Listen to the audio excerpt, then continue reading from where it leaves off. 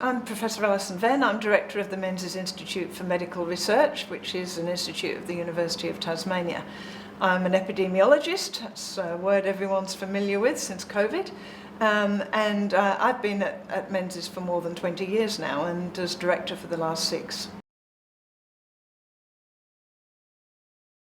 Look, it's really a tool and a new mechanism for us to deliver on our mission as an institute. Our mission is really clear. It's to conduct internationally significant medical research that leads to healthier, longer and better lives for Tasmanians. And this is just another way that we can really fulfil on our mission.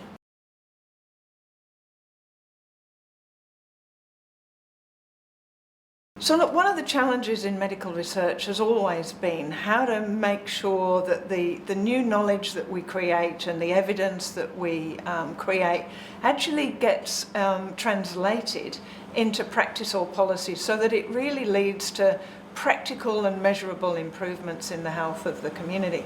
So that translation step is often tricky, and it often involves working with people in other sectors outside of the medical research sector, and that hasn't always happened as efficiently as it could.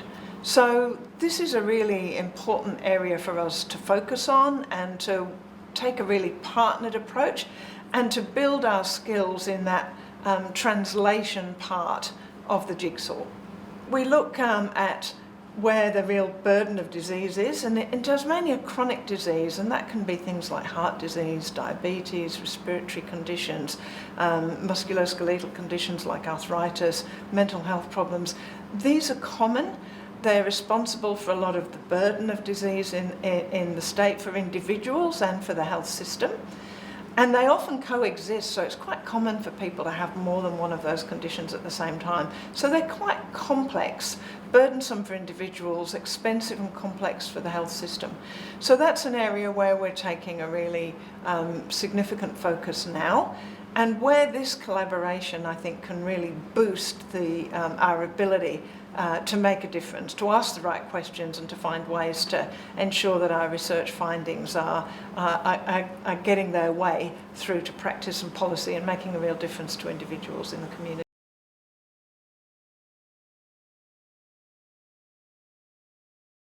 So I think working in partnership, including with consumers, people in the health system, policymakers, that's something that's always happened, but it hasn't always happened effectively and it hasn't happened enough. So what I see the collaboration really offering us in Tasmania is that it will really kind of accelerate that process, get us much smarter at the skills that we need to work together and to think differently and to be more efficient in the way that we identify the most important questions to ask for a start, and then we're much more efficient about taking those findings through to actual practical changes in policy or practice that reach the community. So the collaboration really offers, I think, a way of doing the things that work, doing them more often and doing them better.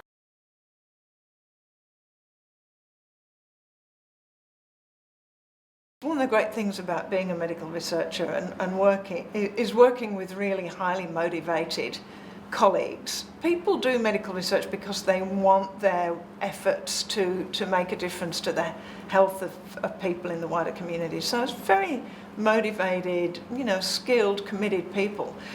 But their research efforts don't always end up having that impact to people's health that they'd like. Sometimes the reason for that is researchers aren't always asking exactly the right question. So the questions we might come up with that we think are important as researchers aren't always exactly what people in the community with a particular health condition think is most important to them.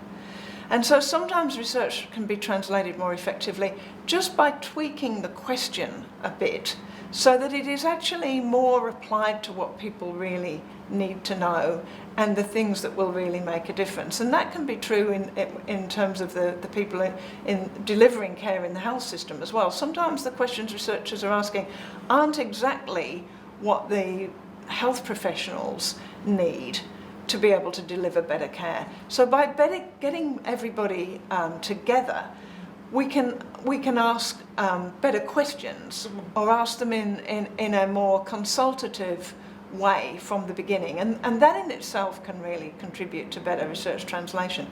The other thing that happens by working together is that researchers, you can get a better understanding of the sort of practical steps that are needed to take evidence into practice.